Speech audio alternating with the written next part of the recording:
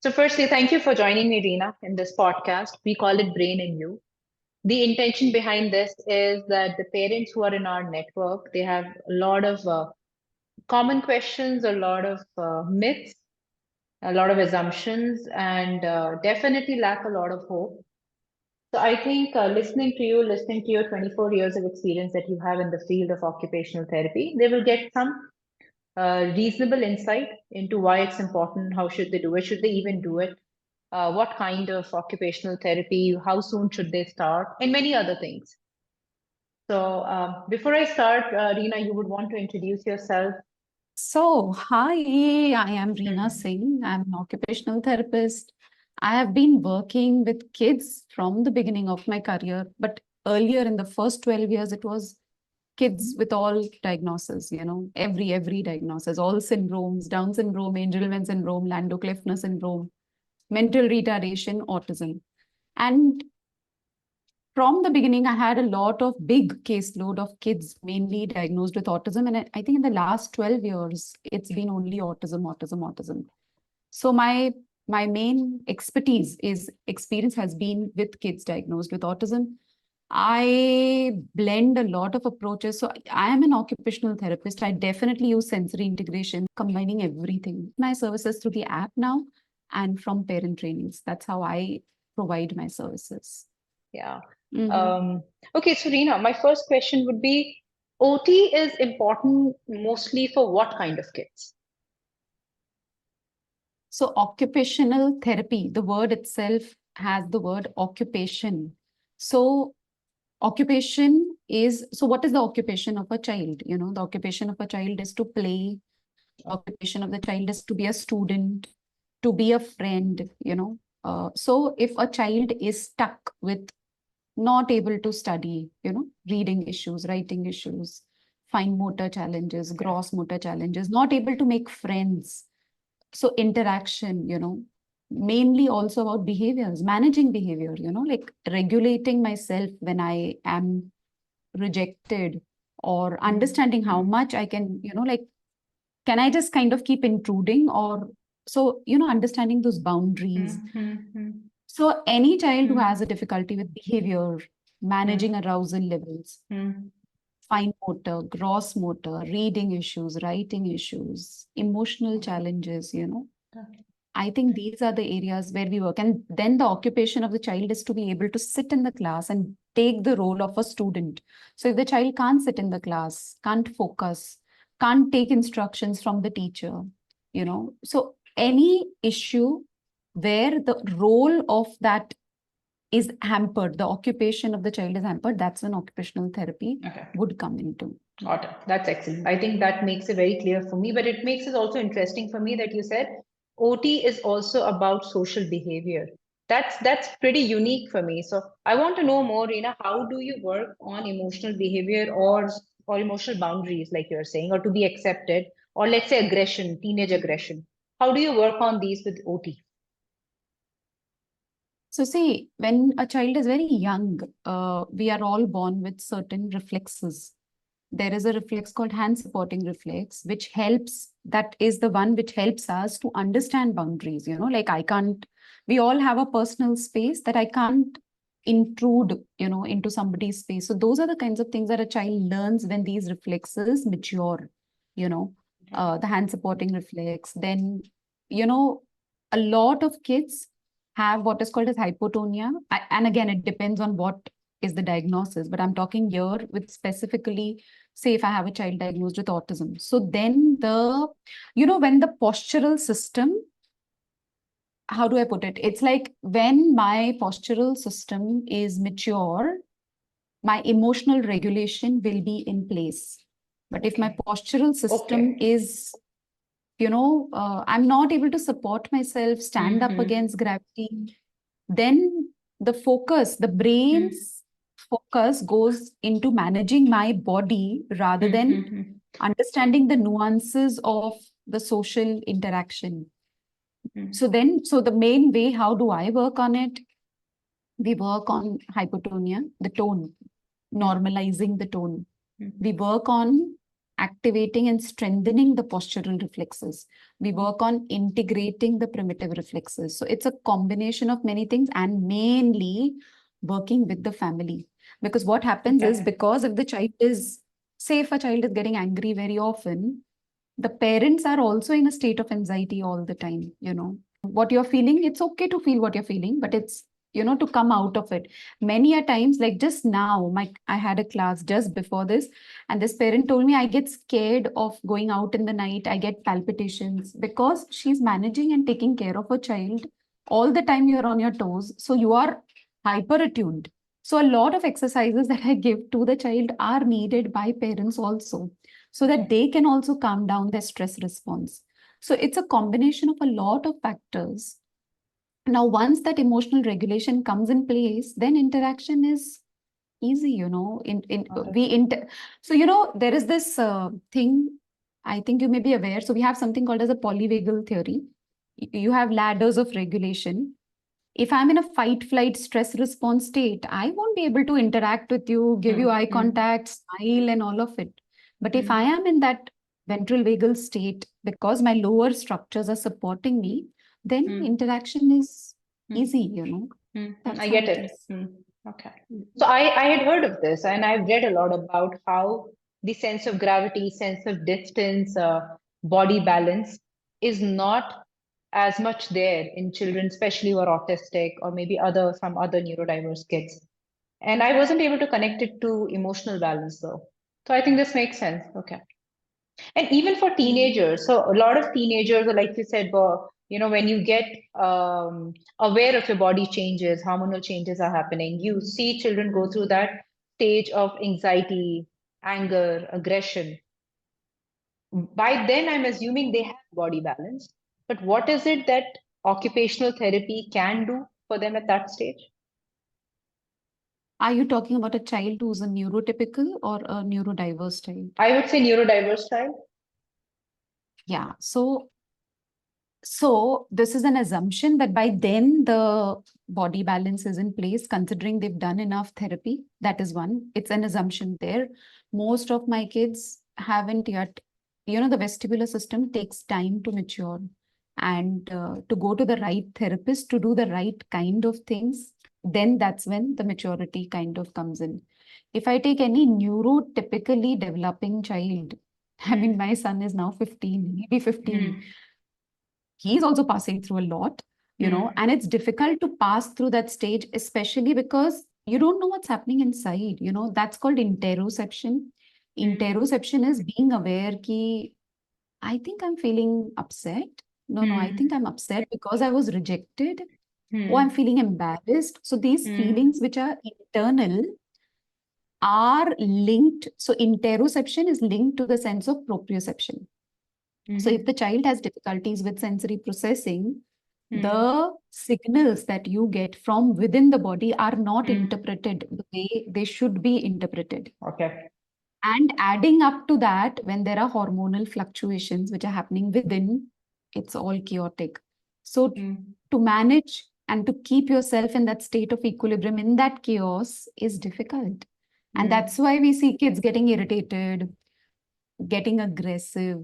Any child who's aggressive, they always say beneath the anger is always fear. So if you address the fear and you give that emotional vocabulary to the child, oh, this is what is happening. And I'm not saying only work on the talking, of course, work on the body. Because if it is not working on the body, it's somatic, everything is embodied. The thing is embodied. So we have to work on the body and the emotion, and things, I mean, they get better. They really get better. Got it. Yeah. And so, Reena, you said you have now, last 12 years, started working with mostly autistic children, but you have worked with all sorts of disabilities, like maybe cerebral palsy, maybe learning disability, hearing impaired children. Yes. So, Yes. is the work or the exercise or the intervention that you do, does it differ? And how does it differ? What is it for a CP child versus a Yeah. learning disability child? Yeah. So if it's a child who has a cerebral palsy, then the presentation of the symptoms is different, because the physical body some kids are very spastic, some are very flaccid. So the tone is on two extremes, So the way we provide intervention would be very different. If it's a learning disability, there's a difference because we are talking about higher stuff where we are working on eyes, the visual motor, the visual perception, so we're working on higher level skills there. So the intervention will change. When I'm talking about autism, I'm working base down and I'm building it up to reach what a child. So if I'm talking about a child having a diagnosis of autism, when I've worked with this child for say 2 years, 2.5 years, depending again the diagnosis, not diagnosis, severity, and where the child is on the spectrum.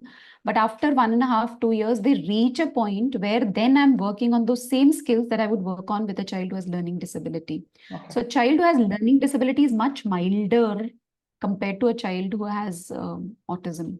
Cerebral palsy presentation is very different. They don't have difficulties with social skills. They don't have difficulty with, again, if the speech muscles are involved, yes, communication is affected, but the communication, the way it is affected in cerebral palsy is very different from the way it is in autism. So the way we intervene and the systems that we want to target and improve are very different. Okay. So is there something, I know you've spoken about this in your channel, something called a sensory diet, and you've referred to it. So what is a sensory diet when it comes to a neurodiverse child? Okay, so sensory diet is like, this kurta that I'm wearing. So I'm wearing a pink kurta here right now. Okay. And now if I give this kurta to you, you won't fit in it. And the jacket that you're wearing, maybe it'll be very loose for me. I don't know what it would be like, or it'll be too, whatever. Your dress won't fit mine, mine won't fit yours. So the sensory diet is very, very specific. Like my specs, if I have number, won't fit you. So sensory diet is a very customized, specific to the needs of the child. That is what it is made. It mainly comprises of vestibular, proprioceptive, and tactile inputs that are provided at home by the parent in along with the therapy and the intervention that is carried out at a therapy center. So it's a very, very customized plan. It sounds very like, oh, all of it. But if I talk about proprioception, it's simply maybe the child climbs on jungle gyms, hangs from monkey bars. Vestibular could be just goes to a park and just sits and swings, maybe sits on the merry-go-round, plays with the sand. That's tactile, messes, like that messy play, gooey play, sticky things. That's tactile. But again, as I said, the class before, this interview. So this child he loves to eat cake, but he would not touch the cake because he's not, so he would touch it like, just by the fingertip and he'll be like, oh, so that means the tactile system is so very sensitive. I have some kids where I tell them to climb up on the jungle gym or even a ladder or maybe a simple, the footpath to the floor kinds. That perception of the depth also is so difficult. They get scared. I know of a child who waited for 30 minutes to, even take that step. So the sensory diet is very, very customized. Oh, if this is the difficulty, these are the things that you could do. Got it. So you touched upon the tactile bit, the cake, for example. So would you, as a part of occupational therapy, also help the child with food tactile, basically? Yeah. That what will they put in their mouth? Absolutely. Absolutely. Because see, the same child, so the thing is the tactile system that's there in my hands is the same one that's in my mouth. So if I can't tolerate touching them, to put them into the mouth would also be difficult, right? And sometimes it's the other way around. They're okay. And these are the kids who will put it into their mouth and just gulp it. Parents say they eat very fast because they're not comfortable with that food in the mouth. So they'll put it in the mouth and, it's like quick, fast eating so that they're just avoiding that touch inside the mouth also. So yeah, eating is involved. Or they will pocket food, a lot of kids just, for half an hour, 45 minutes, it's just here. So it can be hyposensitive where they don't even sense that it is in the mouth, to hypersensitive where it's like, just let it, just gulp it down, just gulp it down. And to some kids who have very limited food, like, only these many things I'll eat, picky eaters, that kind of a thing. So yeah, that is all that is included, yes. So in such cases, this is something I hear very, very commonly, that my children or my child eats very limited food. For example, chocos. So I met a child recently who was only surviving on chocos. Then I do come across parents who say that it's very tough to feed my child. Either they will swallow or they won't chew. So what is it that that parent can do? What is that first two couple of things that they can start doing at home to overcome this, maybe eventually? So there are a lot of things which can be suggested upon evaluation, but general things, because see, we don't know why the child is not doing it. Is it about, I mean, I know of my therapist who work with me and they're like, I don't like dahi, I don't like that curd. So it's a preference there. So is it a preference? Is it a texture issue? Like what exactly? So that evaluation would be needed. But if I want to get started with eating food and chewing food, the first thing that I always suggest is handling food. So kneading dough together. And I'm not talking about like nowadays it's like, okay, let me get Play-Doh, let me get some Mm-hmm. toy. I'm talking about doing things because the occupation of the child is also to be a team player. Like, you're with, I don't know if you did it, but we used to knead dough. We were given every single activity that our parents were doing. That was like, we have to be a helper in the house. Yeah. So involving the child in kneading dough, if you're cutting vegetables, don't eat it, but touch them and then keep it away. It's okay. So before dough, it would be things like, cucumber, carrots, Mm-hmm. tomatoes. And then I make it more and more gooey, things like Mm-hmm. kneading dough, mixing that idli batter. So getting into those gooey textures. And when they start getting, some kids, even when they touch it, they gag, they go like, oh, because it's so Mm-hmm. strong. It's a protective gag reflex. So gradually working on it. Sometimes even the sight of it. So right now, if I have a glass here, so I can see the water. By Mm-hmm. just seeing it, they gag. So then I put it into Okay. a container where they can't see. I They need can't to say. understand it is the sight, Huh. is it the smell? What is triggering the gag? And then I Mm, accordingly work on it. mm, But mm, handling food or mm, handling textures that are mm, similar to like dal mm, rice, similar to dahi rice, that is what I would work upon. Not to mm, take it into the child's mouth, but I would say, hey, feed mama. Okay, mm, mix this for mama, or dada, mm, whatever. That mm, is mm, what I would mm, mm. focus on. Excellent. Yeah, I get it. So, is there any preferred toy or game or exercise you generally end up recommending to parents that you should do at home with the child? Yeah, but I don't recommend toys because I feel the best playground is in the lap of Mother Nature. And I feel if the children get to go out, that is the Mm, first thing. See, vestibular system is actually a relationship with the gravity. So that's why being outdoors and, maybe just going for a trek, maybe just going for a walk, mm, maybe climbing trees, maybe playing. Now it's rainy season, jump in those puddles, play in those puddles.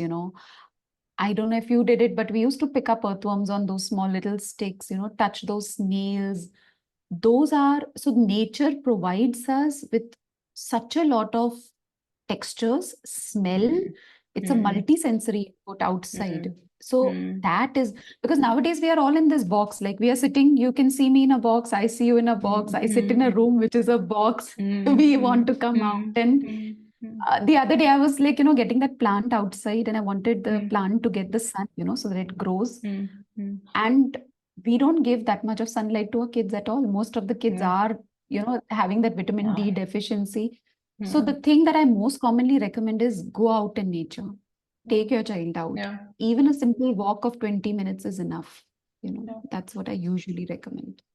100% agree. What is that one thing you've come across, Reena, where you felt that mostly parents go wrong?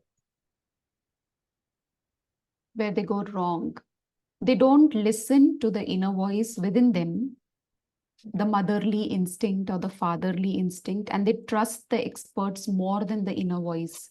That's where I think they go wrong because I think that they know their kids better than anyone else in the world. And if they feel what the expert is doing is not going to be helpful, they don't usually speak up. So I think that's where they go wrong. And then because they've not spoken up, they come home and they're like, revisiting that same conversation. I should have spoken, I should have told this. And they're missing out on that time that they should be with their child, building Mm, those and mm, working with them. mm, That's where I feel they go wrong. No, very strong. Yeah, I agree. So in normally, so when I speak to parents, now I'm not an expert like you are, but having dealt and spoken to maybe many, many, many thousands of parents, I do see that they carry certain myths in their mind. I mean, you may have come across certain myths as well. So if you would want to break one particular most prevalent myth that they have, what is that? That my child does not understand. That's what they Mm, commonly say. Should I say wow. this? Do you think he'll understand? And I'm like, of course he'll Mm, understand. I said, don't you talk to a 1 day old child? Does that child mm, understand language? No, but you speak. So why do you think that my child won't understand? I said, speak to them the way you would speak to anyone else. Because that's the biggest discrimination that they do unknowingly. I said, yeah, if you don't yeah, believe yeah, in them, no one else is going to believe in yeah, them. So yeah. that's one thing I feel. That's a very profound statement, actually. That is something I always, always hear. Mm. I think, yeah, they normally you end up underestimating your child. And I heard this one mother say that the biggest service you can do to your child is to speak to him as per his age, and that will give him dignity to live life well. Exactly. Exactly. And that stayed with me. That's true. Yeah. Okay, I want to touch upon one last thing, which is nutrition. Now, I was listening to another expert day before, wherein she put it very nicely. She said one is biochemical, which could be supplements, could be food, could be herbs. And then there is this technical intervention, which could be therapy, exercises. So, and the way she put it was, they are not mutually exclusive. And I want to hear your thoughts on this. How much of a role do they play, or do they play it together? How much of an emphasis do you give it to both of these coming together, especially the nutrition bit? I feel it's very important because supplements are really important if the child is deficient in whatever, nutrition equally important. There are certain foods that your child can't digest. And if I keep giving it to them, I am a typical example being, like for us, everyday food was paratha. You have your aloo paratha, you have a cauliflower paratha. I couldn't digest it, even though it was my staple food. And I kept eating it. And I used to be like all, what you say, Mm, mm, puffed up, that's how I mm, used to be. mm, And I used to wonder mm. what's wrong with me. So even though I Uh, was intelligent, I was coping with school, everything I was doing very well, but something was not right till I mm, realized, Reena, this is not what you should be eating. Your parents eat it. Everyone in your mm. family eats it. So it's important that sometimes the staple food of the family may not be the one that your child can digest. Yeah. So nutrition is very important because there could be certain diets that your child is sensitive to. If the child feels bloated, the child's self-stimulatory behaviors will increase, the behavioral Sure. problems that we call them would increase, and it's important to eliminate foods that your child cannot digest or is allergic to or is Mm, sensitive to. So mm, nutrition is very important, and then no matter how much therapy I do, if I'm see inside, if inside I'm, like what I'm saying is, if you give me one aloo paratha, I'll eat it with you, and then you take this interview with me, and you'll see what happened to Reena, why she's speaking like that. I am mm. that same Reena, but I can't find my words. I Yeah. can't think clearly. That is what it is for any child. I can think and talk right now and express it out, but a child doesn't know that this diet is not suiting. So having a diary every day. Oh, these days, I think the symptoms were really bad. What did my child eat? Okay. Did my Yeah. child pass motions? Not pass motions is important, So Yeah. nutrition is important. Supplements are important. If these things are not taken care of and you're just doing therapy, it won't help for sure. Okay. Reena, this has been very, very useful for me. Let me tell you, this has been one of the most, um, I think, one of the most useful conversations which have added too much to my vertical of understanding OT. Thank you so much.